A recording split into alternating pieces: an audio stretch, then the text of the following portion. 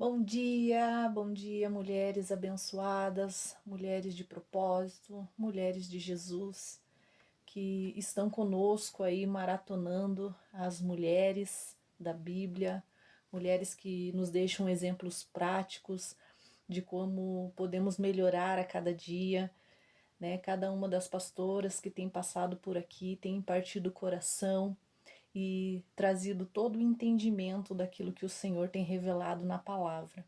E hoje eu quero trazer para vocês o livro de Esther. Quero falar sobre esta rainha que deixou tantos ensinamentos práticos para encorajar a nossa fé e nos ajudar a ser mulheres de propósito, a nos ajudar a ser mulheres que cumprem o seu propósito nessa terra. Mas antes de ser rainha, antes de ser Esther, ela era somente uma menina chamada Radassa. Então eu quero falar com você um pouquinho sobre Radassa. No livro de Esther, capítulo 2, versículo 7, começa um pouquinho da história dela ali, que diz assim: Mordecai havia criado Radassa, que é Esther, filha de seu tio, que era órfã de pai e de mãe. A jovem era bonita e formosa. Depois que os pais morreram, Mordecai a adotou como filha. Essa jovem, ela era judia e ela era órfã de pai e mãe. Então a história diz que quem criou ela foi o tio Mordecai. E o nome dela, antes de se tornar a rainha, antes de se tornar Esther, era Radassa, que quer dizer murta, planta perfumada. Eu fiquei pensando nisso e mesmo os pais que não veriam todo o desdobramento da história da sua filha, colocou um nome com tanto significado, murta, planta perfumada. E à medida que eu fui lendo a história, eu fui vendo o quanto Esther não era só formosa de aparência, ela era uma menina que perfumava, ela era uma menina que aonde passava, ela chamava a atenção. E Esther foi transformada através de Radassa. Ela nasceu através de Radassa. Mas mesmo na origem dela, mesmo antes de saber, os seus pais saber que um dia essa menina se tornaria uma rainha, eles já tinham colocado no DNA dela, eles já tinham colocado no nome, na escolha do nome dela, a identidade de Murta, que por onde ela passasse ela iria perfumar. Depois o nome que foi dado pelo tio, né, um nome que precisava ser trocado para que ela não fosse identificada como judeu, o tio deu o nome de Esther, que alguns estudiosos dizem que está relacionado a estrelas, né? Esther, estrelas, né? Que brilha. O nome sempre acompanhou, né, a história dessa menina. Eu fui pesquisar um pouco e eu queria saber mais de quantos anos talvez ela teria sido levada, né, do seu tio para o palácio para ser preparada para desdobrar toda essa história. E os estudiosos acreditam que ela foi levada para o palácio entre 14 e 20 anos. Então ela era uma adolescente que se tornaria uma mulher. Mas mesmo assim, mesmo sem ter sido criado por pai, por mãe, ela já havia formosura dentro dela, já havia perfume dentro dela, já havia beleza dentro dela, ela já brilhava. Esther viveu na Pérsia, que hoje provavelmente é o Irã. Ela fazia parte do povo judeu que havia sido exilado. Então a história dela fala que das condições que Radassa vinha, eram condições simples e vulneráveis.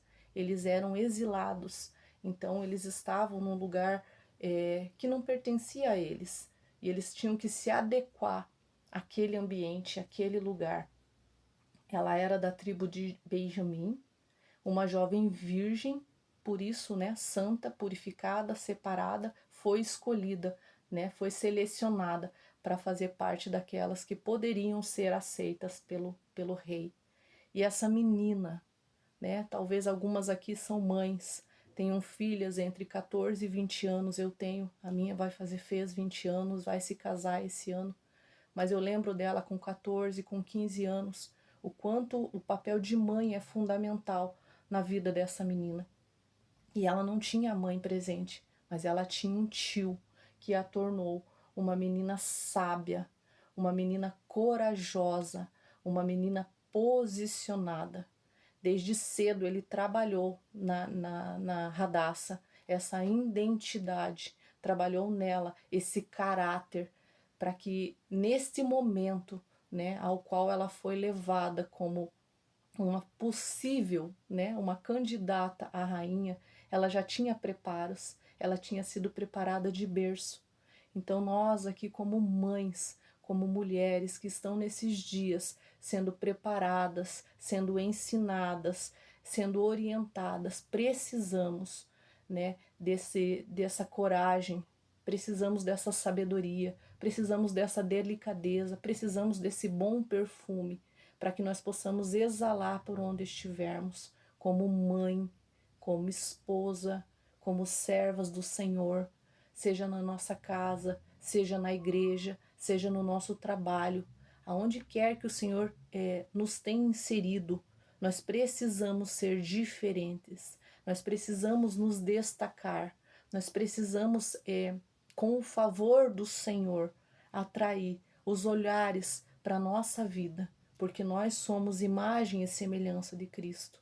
Então nós precisamos exalar esse bom perfume e atrair a presença do Senhor ao nosso redor, para que as pessoas queiram esse brilho que existe dentro de nós, o brilho de Jesus, que não é nosso, mas é dele. É somente dele esse brilho. E eu trouxe uma curiosidade que diz assim: era uma jovem de boa aparência e formosa. Então indica assim que ela tinha uma beleza física marcante, mas ela tinha uma postura agradável. Ela provavelmente era uma pessoa delicada, uma pessoa elegante. E por ser de uma família simples, essa postura delicada, essa postura elegante, não tinha a ver com círculos sociais elevados, mas tinha a ver com a criação, com a forma que ela foi criada. Mas algo muito legal que eu anotei aqui e eu queria compartilhar. Diz assim: ela não foi escolhida apenas pela beleza, ela também tinha graça, favor e sabedoria, pois o texto diz que ela conquistava o favor de todos que a conheciam, e por isso ela atraiu a atenção do rei Assuero, porque ele procurava não só uma bela mulher, porque Vasti era uma bela mulher, mas não tinha sabedoria. E ela então foi encontrada, ela então se destacou, ela então foi escolhida. E eu queria nessa manhã encorajar, eu queria nessa manhã motivar, eu queria nessa manhã despertar e ativar a tua sabedoria, a tua feminilidade, o teu brilho, o brilho de Jesus que resplandece a tua face. Porque às vezes no meio das lutas, no meio das dificuldades, no meio dos turbilhões, você vai apagando o brilho de Jesus dentro de você. Você vai murchando, você vai se escondendo.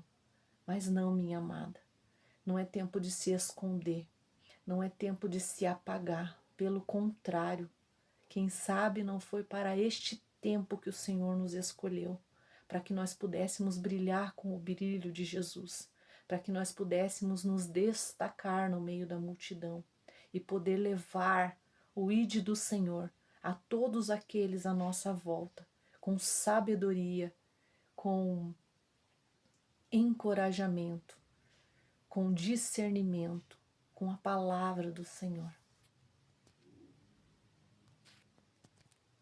E eu quero junto com vocês, encorajar a vocês perguntarem ao Senhor, assim como eu tenho perguntado: Senhor, aonde eu preciso me posicionar?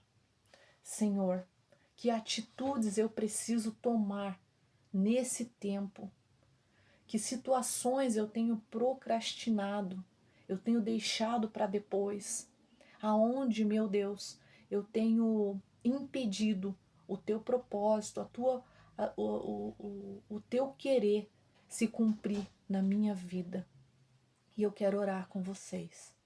Senhor, nesta manhã, eu peço, Senhor, a Ti para que as minhas irmãs sintam a presença preciosa do Espírito Santo. E assim como o Senhor encontrou Esther, o Senhor possa encontrá-las nessa manhã, tirando elas de todo e qualquer aprisionamento de mente, de alma, e que elas possam, em nome de Jesus, se sentirem encorajadas a se posicionar para cumprir o propósito delas nesta terra, Pai. É para este tempo, Senhor, que o Senhor está nos despertando.